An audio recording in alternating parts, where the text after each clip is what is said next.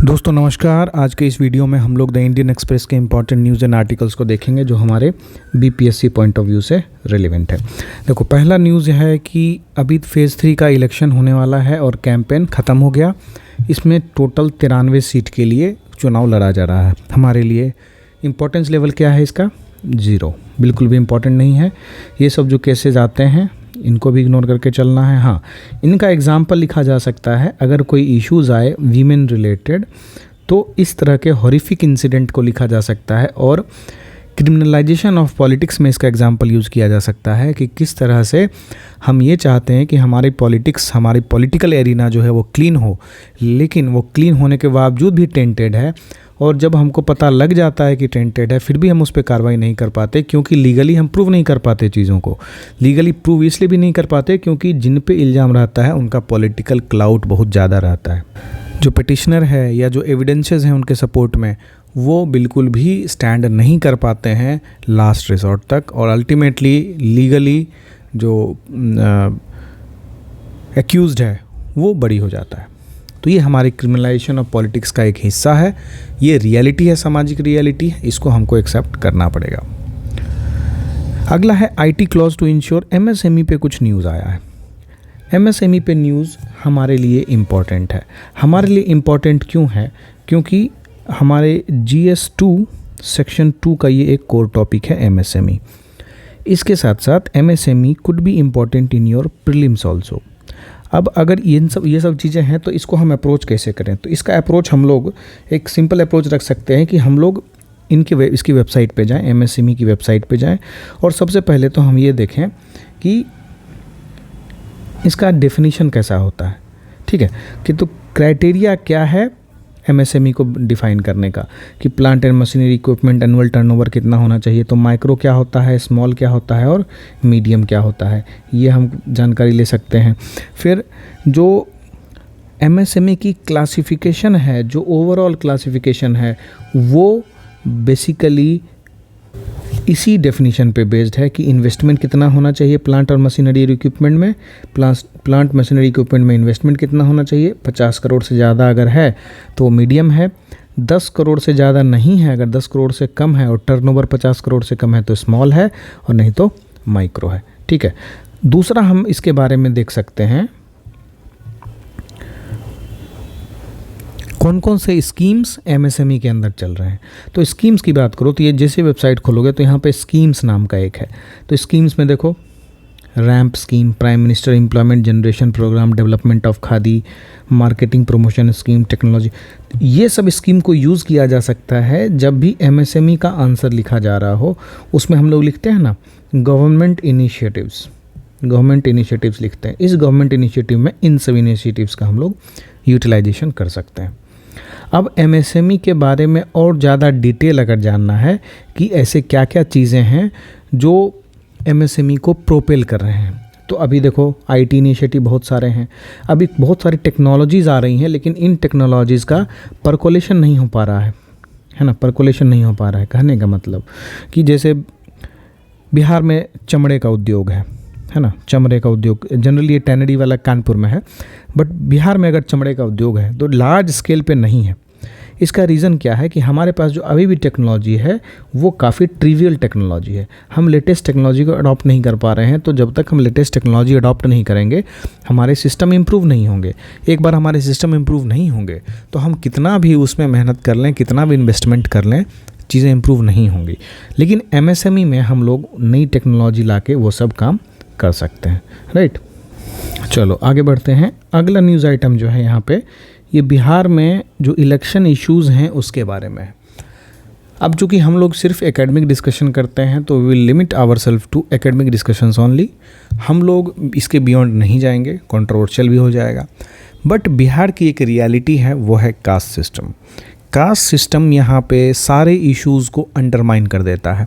अभी इलेक्शन में अगर कोई ए कास्ट का है और बी कास्ट का है, चाहे बी कास्ट वाला कितना भी पॉपुलर हो, चाहे बी कास्ट वाला कितना भी है ना लोगों का पब्लिक फ्रेंडली हो, ठीक है, पैसा कमाना चाह रहा है लेकिन पैसा कमाने के साथ साथ लोगों को भी देता है। ए जो है इसमें ये कोई भी क्वालिटी नहीं है, लेकिन इसमें सिर्फ एक क्वालिटी है कि ये एक पर्टिकुलर कास्ट का है। अगर ए जो है वो किसी पर्टिकुलर कास्ट का है और बी उस पर्टिकुलर कास्ट का नहीं है जिसकी पॉपुलेशन वहाँ ज़्यादा है लेकिन बाकी सब क्वालिटीज़ हैं उसमें, तो बिहार में ए ही जीतेगा, बी नहीं जीतेगा। यही वजह है कि आज बिहार बदहाली की स्थिति में है।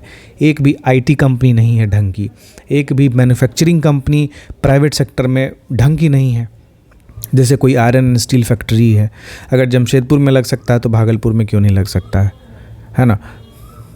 जो हमारी शुगर केन इंडस्ट्री है वो इतना डाउन ख़त्म क्यों हो गया, और बाकी सारी चीज़ें जो भी इश्यूज़ हैं यहाँ पे रिलेटेड टू जॉब्स, वो अब कम्प्लीटली कॉन्सेंट्रेटेड है कि सरकारी नौकरी करना है।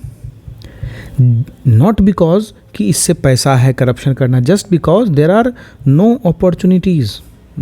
अपॉर्चुनिटीज़। जिनके पास थोड़ा पैसा होता है क्या करते हैं, वो बिहार के बाहर भेज देते हैं अपने बच्चों को। बिहार के बाहर उन्होंने इंजीनियरिंग की, बिहार के बाहर ही रह के उनको कैंपस प्लेसमेंट मिलता है। बेंगलोर चले गए, पुणे चले गए, गुड़गांव चले गए, नोएडा चले गए, ज़िंदगी भर वहीं फ्लैट ले लिया, वहीं बसर हो गए। बिहार जो है वापस अपनी बदहाल वाली कंडीशन में सस्टेन करेगा। यहाँ कौन रुकेंगे? वैसे परिवार जो अपने बच्चों का हायर एजुकेशन बिहार से बाहर अफोर्ड नहीं कर पाते हैं, जो टेक्निकल एजुकेशन नहीं दे पाते हैं, वो क्या करते हैं, लोकल कॉलेजेस से करेंगे, बीए करेंगे, एमए करेंगे, बीएससी करेंगे, एमएससी करेंगे। यहीं पे फिर वो सरकारी नौकरी की तलाश करते हैं, क्योंकि यहाँ पे और कोई अपॉर्चुनिटी नहीं है। बेंगलोर में जाओगे तो लोकल जो बैचलर ऑफ आर्ट्स रहता है ना, उसको भी आईटी कंपनी में जॉब लगता है फॉर डिफरेंट प्रोफाइल्स। डॉक्यूमेंटेशन का भी प्रोफाइल होता है वहाँ, टेस्टिंग का होता है, अलग अलग तरीके से। नॉन टेक्निकल पोस्ट के लिए वो बीए को भी हायर करते हैं। बिहार में ऐसा कुछ है ही नहीं जो बीए को हायर करेगा, है ना। ज़्यादा से ज़्यादा करेगा तो एटीएम का सिक्योरिटी पे बहाल करेगा, उससे ज़्यादा यहाँ कुछ है ही नहीं। आजकल टीचर का बयार चला है ना, सब टीचर ही बन जाओ फिर। खैर, बिहार की स्थिति ख़राब है।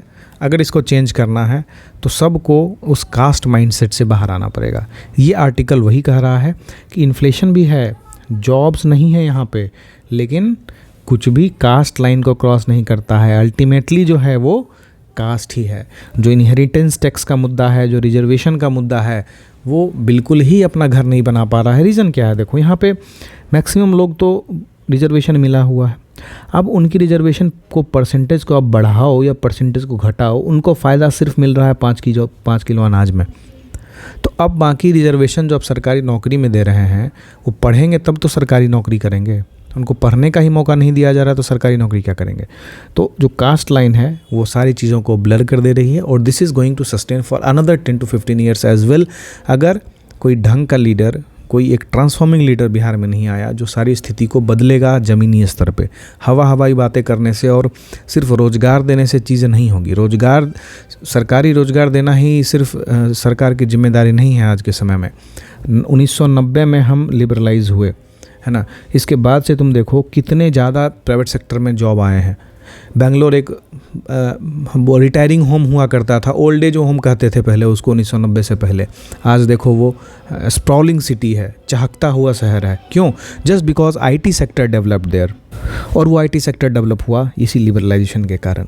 तो ये ज़रूरी है कि बिहार जो अभी भी 1980 वाली स्थिति में है, उसको तभी दूर किया जा सकता है जब यहाँ पे एक स्ट्रॉन्ग पॉलिटिकल गवर्नमेंट आए with a strong desire to change the complete business environment, है ना। यहाँ बिज़नेस भी करेंगे तो एक पर्टिकुलर क्लास के लोग करेंगे। कोई नॉर्मल आदमी जो MBA करके आया, एक अच्छा सोच रखता है, एक स्टार्टअप करना चाहता है, यहाँ सक्सेस नहीं होगा, क्योंकि यहाँ कंड्यूसिव इन्वायरमेंट ही नहीं है।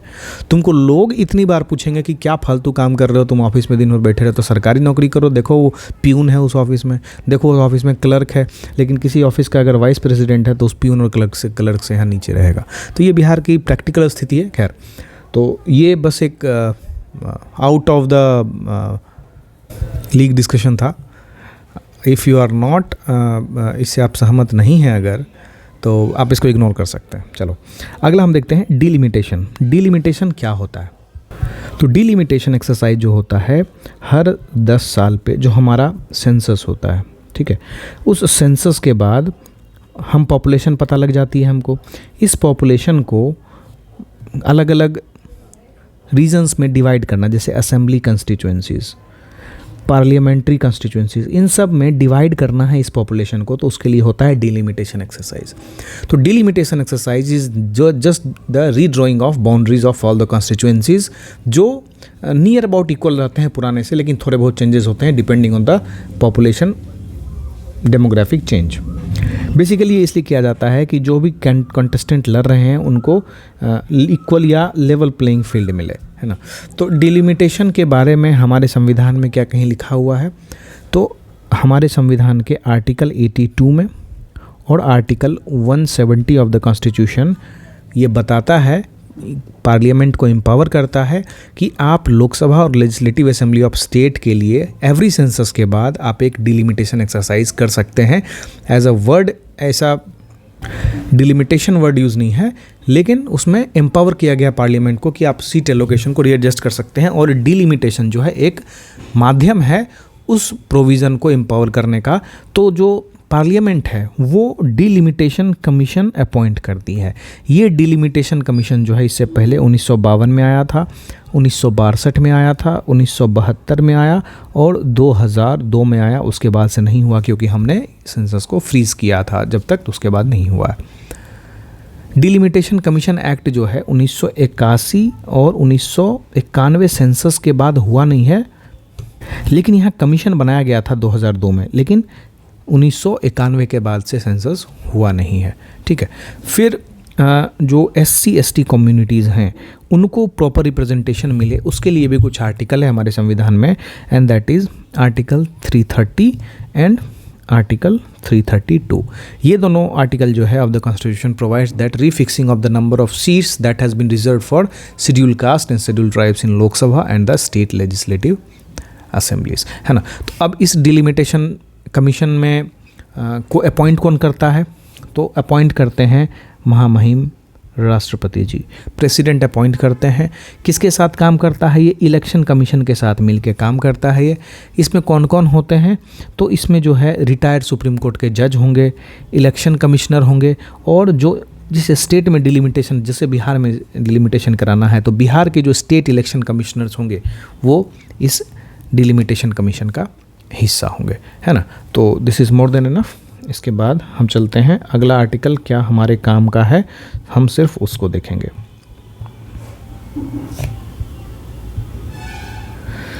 अच्छा, ये आर्टिकल देखो, इसी orders immediate transfer of Andhra DGP।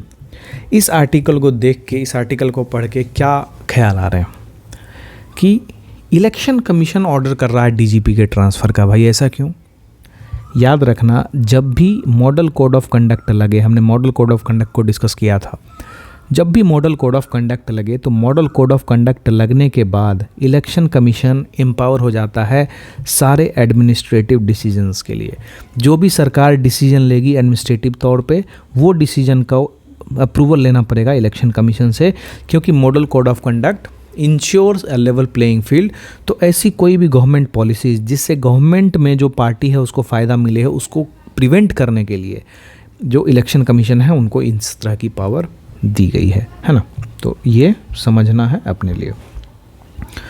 ये आर्टिकल है look east related. This is important for GS1 section 2, basically international relation, जिसका वेटेज अभी दिन ब दिन कम होता जा रहा है। इशू बेस्ड क्वेश्चन आ रहे हैं इस पर। ये आर्टिकल जो है बेसिकली इस पे बेस्ड है कि म्यांमार के लिए जो हमने फ्री बॉर्डर रजाइम किया था उसको हमने क्या किया, एंड कर दिया। तो एक क्वेश्चन पहला तो यहाँ बन जाता है प्रीलिम्स का कि रिसेंटली फ्री बॉर्डर रिजीम जो है कौन सी कंट्री से बंद किया गया। ऑप्शन में म्यांमार, बांग्लादेश, नेपाल, भूटान देगा, तो म्यांमार सही करके आना है। तो म्यांमार में तख्ता पलट हुआ, आर्मी जो है वहाँ पे रूल करने लगी, और उनकी अपोजिट पार्टी जो थी या जिसको उन्होंने डिस्प्लेस किया वो इंडिया सपोर्टेड थी। तो अब उनको मौका मिल गया और उनके इंडिया के एडवर्सरीज़ को मौका मिल गया कि उनको और प्रोपेल किया जाए। तो यहाँ पे चाइना कूद जाता है ना। तो चाइना जहाँ भी देखता है कि इंडिया के एडवर्सरीज़ एक्शन में है वहाँ कूद जाता है, चाहे श्रीलंका हो, मालदीव्स हो, है ना, अभी म्यांमार हो, बांग्लादेश हो, नेपाल हो, सब जगह देखो घुसा हुआ है चाइना। अपनी आइडियोलॉजी को प्रमोट करता है इंडिया के अगेंस्ट में।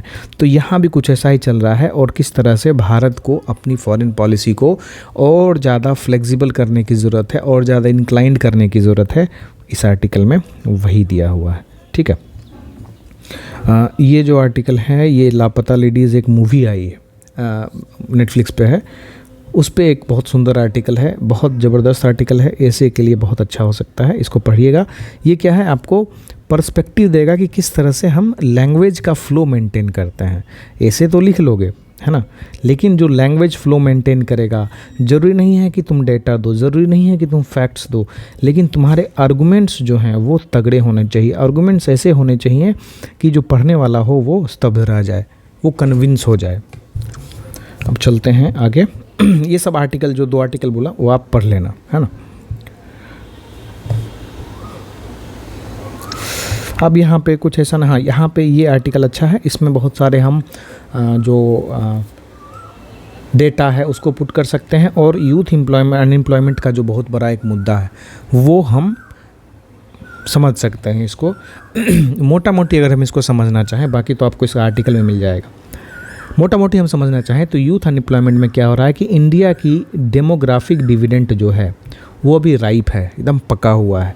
कहने का मतलब 2030 से लेके 2047 तक भारत के पास इतनी ज़्यादा वर्केबल पॉपुलेशन होगी कि हम गिनती नहीं कर सकते। वर्ल्ड में सबसे कम मीडियन एज जो है इंडिया का रहेगा इस पीरियड में। इसके बाद हम ओल्ड एज की तरफ जाएंगे। इस ओल्ड में अभी जापान जा रहा है, साउथ कोरिया जा रहा है, चाइना जा रहा है। उन्होंने ये डेमोग्राफिक डिविडेंड वाला जो फेज़ था उसको क्रॉस कर लिया है। इसी वजह से चाइना इतना डेवलप्ड है क्योंकि उन्होंने डेमोग्राफिक डिविडेंड को अच्छे से टेक्नोलॉजी के साथ यूटिलाइज़ किया। भारत को ज़रूरत है कि इस डेमोग्राफिक डिविडेंड को यूटिलाइज़ करें। तो क्या कैसे कर सकते हैं? एक तो सरकारी नौकरी, एक है कि कंड्यूसिव बिजनेस इन्वायरमेंट।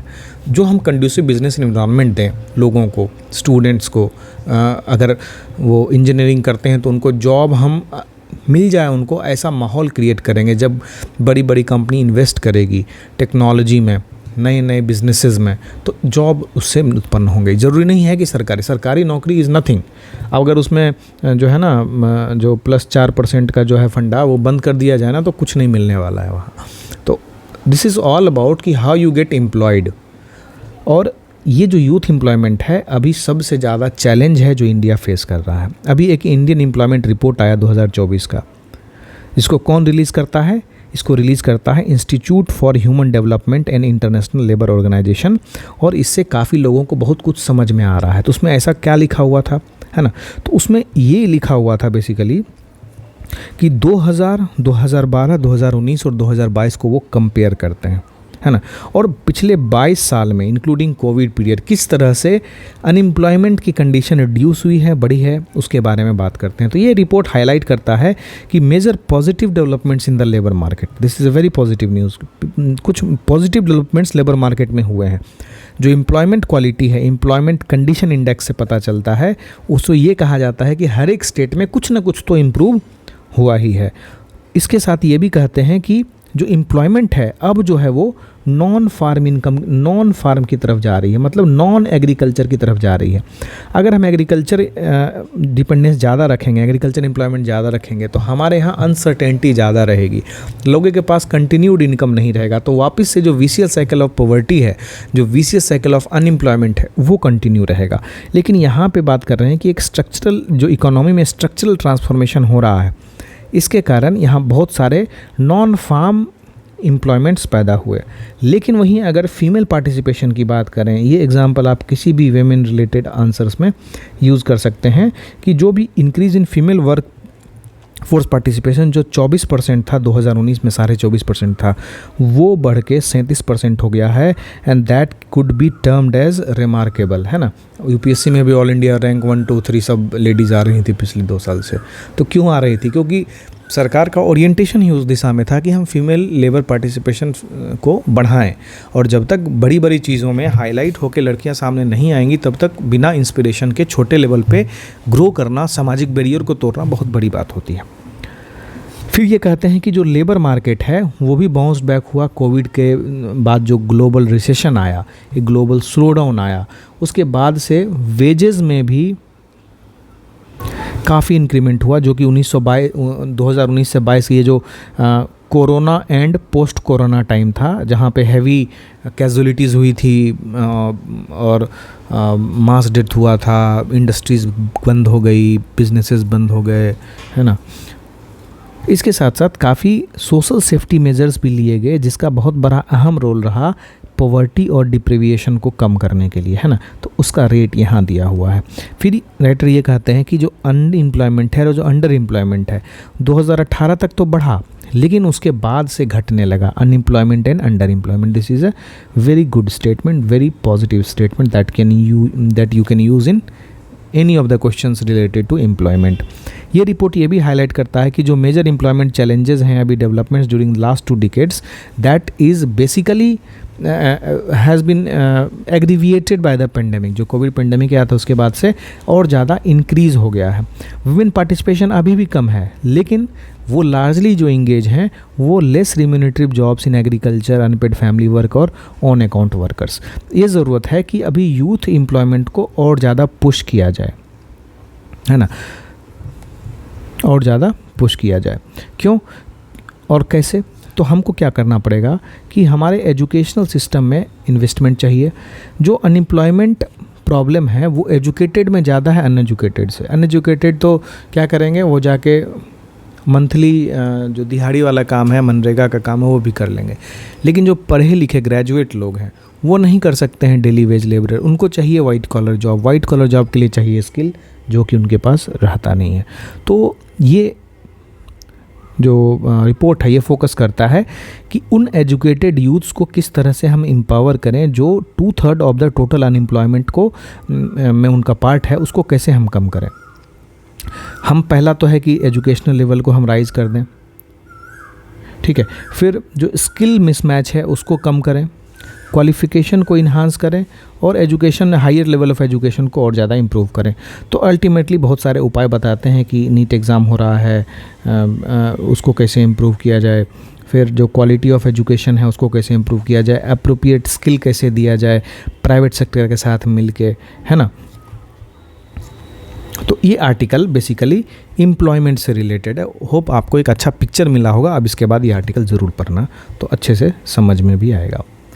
चलो, अब यहाँ पे एक आर्टिकल है जो इम्पोर्टेंट है ये, और ये हमारा लास्ट आर्टिकल होगा, because this is important for GS2 section 3 आपका साइंस एंड टेक। और एक क्वेश्चन इससे मान के चलिए 70th मेंस में आएगा ही आएगा, आर्टिफिशियल जनरल इंटेलिजेंस या आर्टिफिशियल इंटेलिजेंस से, बिकॉज अभी तक उन्होंने डिटेल में पूछा नहीं है इसके बारे में। And this is very very much prevalent कि वो आएगा, जिस तरह से आर्टिफिशियल इंटेलिजेंस का वर्चस्व बढ़ रहा है हर चीज़ में, है ना। तो बेसिकली आर्टिफिशियल इंटेलिजेंस है क्या? इसको हिंदी में बोलते हैं कृत्रिम बुद्धिमत्ता। ये है क्या आर्टिफिशियल इंटेलिजेंस? आर्टिफिशियल इंटेलिजेंस क्या है? एक सॉफ्टवेयर है, ऐसा सॉफ्टवेयर है जो ह्यूमन की कॉग्निटिव एबिलिटी को एमुलेट कर सकता है, बराबरी कर सकता है, या उसको कॉपी कर सकता है। का मतलब किसी से तुम नाम पूछो, कैसे पलट के जवाब देते हैं, मेरा नाम ये है, और कुछ पूछो तो वो सोच के जवाब देते हैं। तो ये सोचने की ताकत है आर्टिफिशियल इंटेलिजेंस में। आर्टिफिशियल इंटेलिजेंस में रीजनिंग होता है, common sense, abstract thinking, background knowledge, differentiation between cause and effect, ये सारे फीचर्स होते हैं। तो इसकी यूटिलाइजेशन की जा सकती है डिफरेंट सेक्टर्स में, डिफरेंट चीज़ों में। ह्यूमंस कैसे लर्न करते हैं? ह्यूमंस लर्न करते हैं जब बचपन से बड़े होते हैं तो सीखते हैं, एक्सपीरियंस से सीखते हैं, पढ़ाई से सीखते हैं, टेलीविज़न देखते हैं, वेब सीरीज़ देखते हैं, आर्टिकल पढ़ते हैं, और हमारी डिसीजन मेकिंग को वही शेप करता है। आर्टिफिशियल जनरल इंटेलिजेंस जो है इसी को रेप्लिकेट करता है। हम उसमें क्या करते हैं, हम उसमें हमारे पास बहुत सारे डेटा सेट्स होते हैं, उन डेटा सेट्स को वहाँ पे सिमुलेट करते हैं, उन डेटा सेट्स के बेसिस पे उनको प्रोग्राम करते हैं, और इस तरह से प्रोग्राम होते हैं कि अभी तक ये आया था, आगे हुआ तो क्या आएगा, वो रीजनिंग करता है, एनालिसिस करता है और उसके बेसिस पे रिजल्ट देता है। तो अब AGI और AI में क्या डिफरेंस है? अभी तक मैं दोनों को साइमल्टेनियसली यूज़ कर रहा था।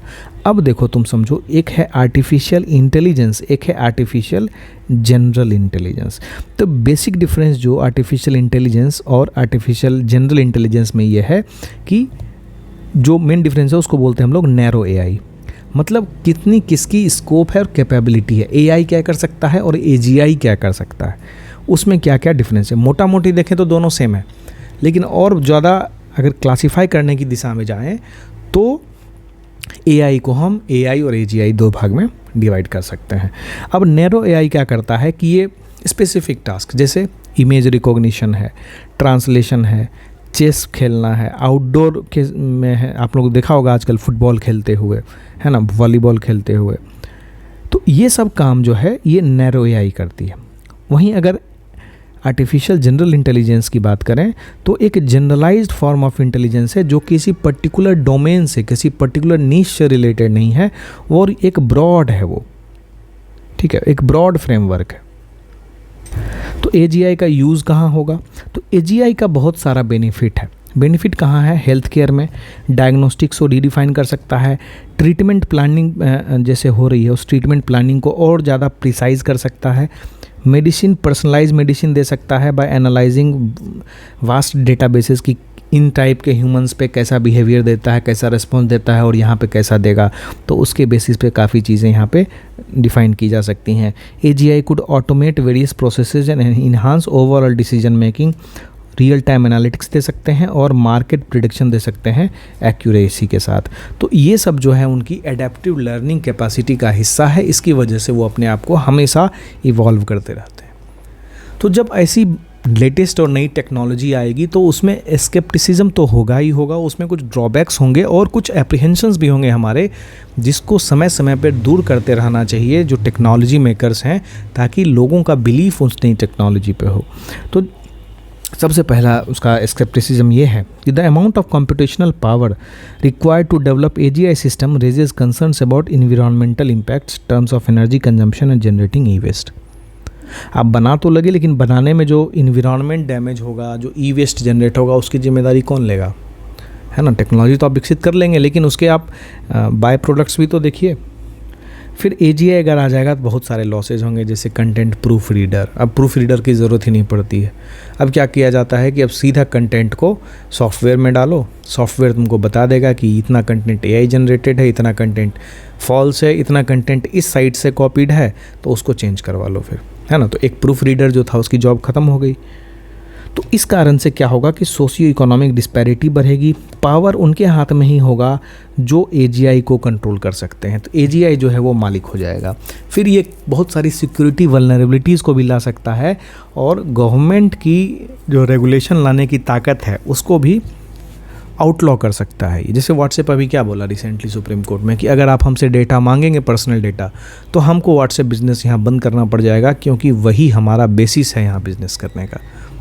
तो गवर्नमेंट वहाँ पे क्या रेगुलेट करेगी? व्हाट्सएप बाहर हो जाएगा तो बहुत बड़ा बिजनेस बाहर हो जाएगा यहाँ से, है ना। तो ये सरकार कभी नहीं चाहेगी। फिर अगर ह्यूमंस ज़्यादा एडिक्टेड हो गए, डिपेंडेंट हो गए AGI के, तो इससे ह्यूमन की जो स्किल और कैपेबिलिटीज़ हैं उस पर भी डाउट हो जाएगा। एक कहावत सुनी होगी आपने कि घोड़ा क्यों अरा, मूछ क्यों कड़ा और पान क्यों सड़ा। ये तीन जो प्रॉब्लम्स है, मेजर प्रॉब्लम्स, उसका सॉल्यूशन बीरबल बताते थे। बीरबल ने कहा कि ये तीनों इसलिए हुआ क्योंकि रेगुलर एक्सरसाइज नहीं की गई। तो ह्यूमन को भी उसी तरह से कंटिन्यूसली ट्रेन करने की ज़रूरत है, कंटिन्यूसली लर्निंग करने की ज़रूरत है। अगर कंप्लीटली हम डिपेंडेंट हो जाएंगे, अपना ब्रेन यूज़ नहीं करेंगे, तो हमारा धीरे धीरे कॉग्निटिव एबिलिटी जो है वो रिड्यूस हो जाएगा और हम कंप्लीट मशीन पे ही डिपेंडेंट हो जाएंगे, है ना। तो ये एक स्काई-फाई हॉरर टाइप सब कुछ हो जाएगा। तो ये आर्टिकल उसी से रिलेटेड है और काफ़ी अच्छा आर्टिकल है। ये पूछा जा सकता है बेसिकली AGI एंड AI में जो डिफरेंस है उसको लेके काफ़ी क्वेश्चन बन सकते हैं इसमें, है ना। इससे प्रीलिम्स क्वेश्चन भी बन सकता है। आर्टिफिशियल जनरल इंटेलिजेंस का कुछ भी उठा लेगा, कोई भी 2 लाइन उठा लेगा, उसको ऑप्शन 1 और 2 बना देगा, है ना। तो इसलिए ये आर्टिकल इंपॉर्टेंट है, इसको आप पढ़ लेंगे। आज के लिए बस इतना ही, मिलते हैं अगले वीडियो में। Bye bye.